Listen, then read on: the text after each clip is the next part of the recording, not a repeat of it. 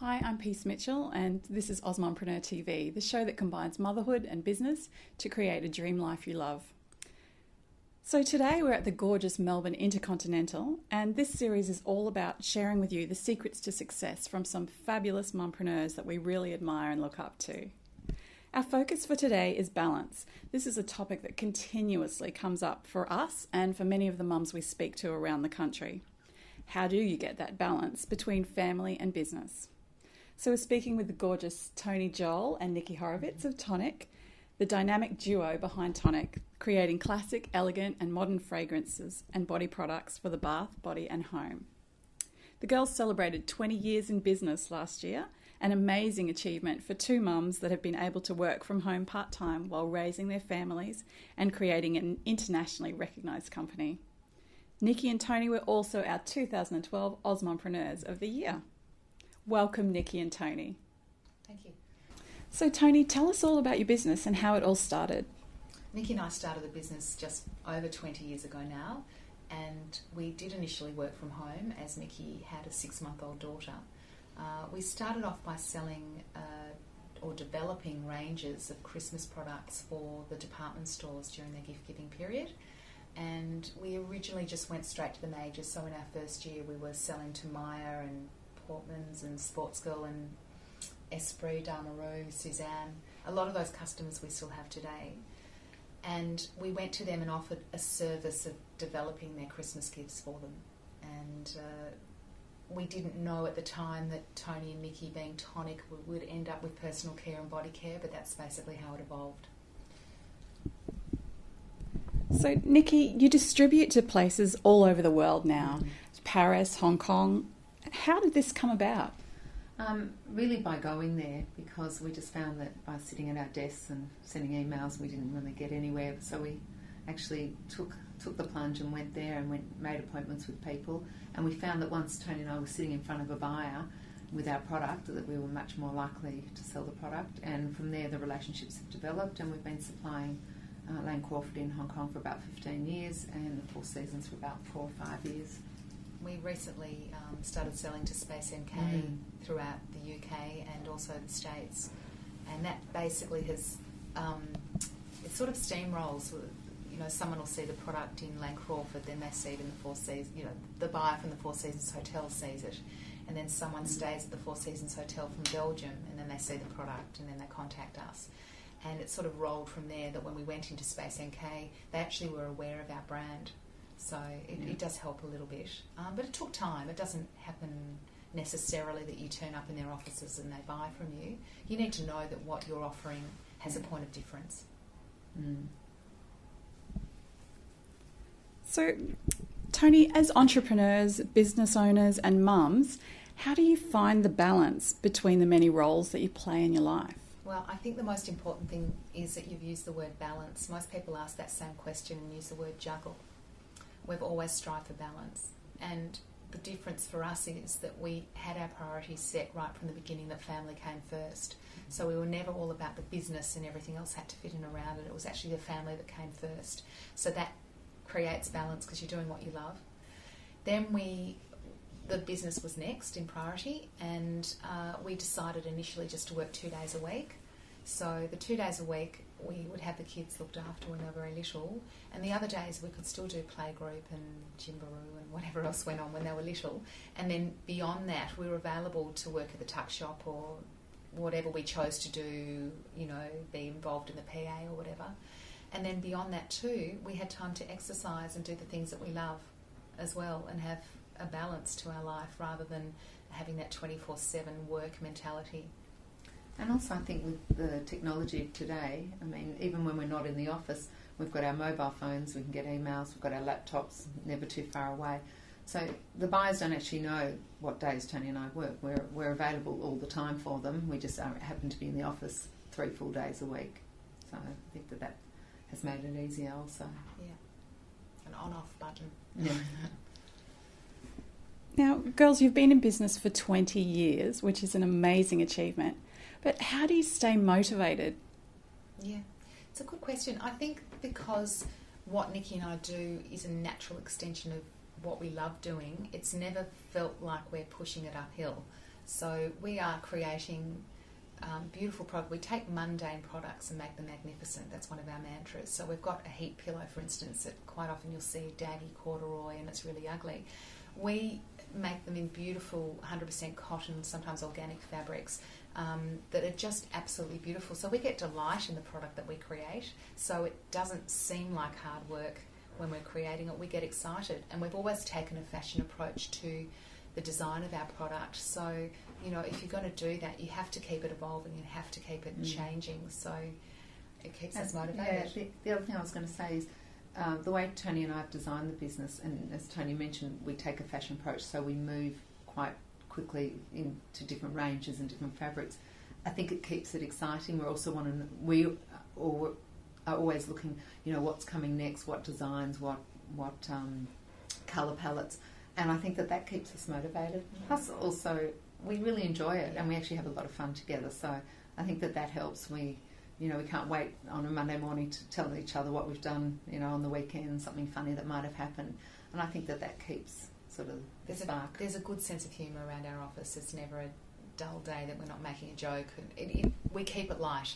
And we also employ staff that keep it light too. And as it happens, we only employ 3 girls, but 2 of them are mums, and they get where we're coming from. They're there to have fun too and have a break from the mundane, if it is mundane, or just have balance in their lives as well. So they stay motivated too. So, girls, other than hard work and determination, what has helped make your business successful? Was there one thing? Was it a PR campaign, marketing, networking? What has been the one thing that gave you a really big boost in the early days? I think that, as Toni mentioned before, it was the service that we offered. We were offering something different from what other people were offering. We weren't doing a range and just walking in and saying, do you want to buy our range? We were walking into our customers and saying, what can we do for you? So, you know, what do you need? What can we do to make your life easier? And we're really offering a service business, and I think that helped us. Plus, you've got to remember, when we started the business, no one was doing what we were doing. I mean, there was a body shop. Red Earth was around, but you know, no one was offering bath and body, and certainly not packaged the way we were. So it was quite innovative. Plus, we were offering a service. So I think that really gave us a boost. And we were also offering a customised service, as Nikki pointed out. It wasn't just say you can have this in red or blue. We went in and asked them, what colour do you want it in? What product do you want? How would you like it packaged? And so it basically saved them doing all the run around. We were doing the running around for them.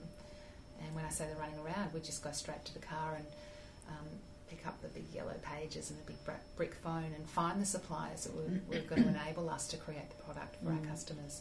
And a lot of people don't offer that. And we still offer that service. We still do that. Sometimes the customers buy exactly what's on our range, and sometimes they still request that we develop for them, and we enjoy that. Yeah, and it's under their label too, so not, you know, in the beginning we would do, if it was for Country Road, we would do it for Country Road, not under Tonic. So that was the other thing that we were offering that was different from other. It's not ego in our product. We didn't have to have Tonic on it, but actually, as it happens now, everyone wants Tonic on it, which is lovely. We really have created a brand that people respect in the marketplace. I mean, it's known for being 100% Australian made. It's known for its quality. By no means are we the cheapest in the market, but if we were, it would probably be product out of China, and that's not the area that we have chased. We try to keep the quality. The prices are still fair, but the quality in Australian made is very, very important to us. So my final question today is, if you could go back and start your business again, what would you do differently? Well, not a lot. No, not a lot. Toni and I were discussing this, and we were thinking that possibly one thing we could have done was established early on a Tonic signature look. Yeah. But by the same token, what we've just explained to you is we've gone and product developed for people, so then we're giving them their signature look. So, brand. The concept of brand, I don't think we understood the value of that early on. Yeah. And so we were happy to do what everyone and be the chameleon in the market. But where we've seen the biggest growth is once we've now established what does Tonic look like, what does Tonic represent. And now that we've had a strong understanding of that, we've been able to communicate that to the market. And so that's something, I think it would have been great if we had that understanding earlier. But the business has grown so organically that I just don't know if, you know, the cart would have come before the horse, that we would be where we are today. So I'm actually quite content with the steps that we've taken to get to. I mean, we've made a lot of mistakes along the way. We've had amazing staff and we've had less than amazing staff, and we've had staff that have stayed much longer than they should have, but we've sort of learnt that over time, that there's some incredibly fabulous people out in the market, and if you're employing someone who is not the best at what they do for what you want, there's someone else out there that can do that. And that's not something that we really grasped onto early. We were just so happy to have someone doing some of the things that we weren't managing, that I don't think we managed the staff properly ourselves as well. I think also accounts-wise, you know, the actual business side of things, I don't think we were as in the know as what we are now. I think we kind of let things happen. When we started the business, we started as the economy was getting better and had come off a low spot. It feels a little bit like it does now. I actually think that this is a great time for business at the moment, because if you are running a business on a shoestring now, and when things improve, you still run it on a similar shoestring, you actually will have a very profitable business. Whereas I think if you start a business at the top of the market and you're all plushed out and you've got the good coffee and you've got it all happening, and then when things go down, you're actually not going to know which bits you can let go of. So I say, always drink good coffee, but start the business or work your business as if the times are tough, and you'll have a profit even when things are tough. And keep it running that way even when times are good. Just maybe have an extra sugar in your coffee or whatever it takes. You know, there's certain things that you do. Add a chocolate. An extra chocolate or something. But just be conscious of the times and respectful when times are good, that you don't just, you know, throw it all away, because it'll come back and bite you. And that's something that we've always run the business modestly. We've never... you know, we've always taken a modest salary, and we go to Hong Kong every year, which is not an extremely extravagant trip, and we've added Paris and London in the good years, and we've been to the States once as well. But we do most things that we do modestly, and I think that's really kept us in a good place. Well, excellent. Thank you so much for chatting with us today, Toni and Nikki. It's been wonderful, and congratulations on all of your success with Tonic. Thank you.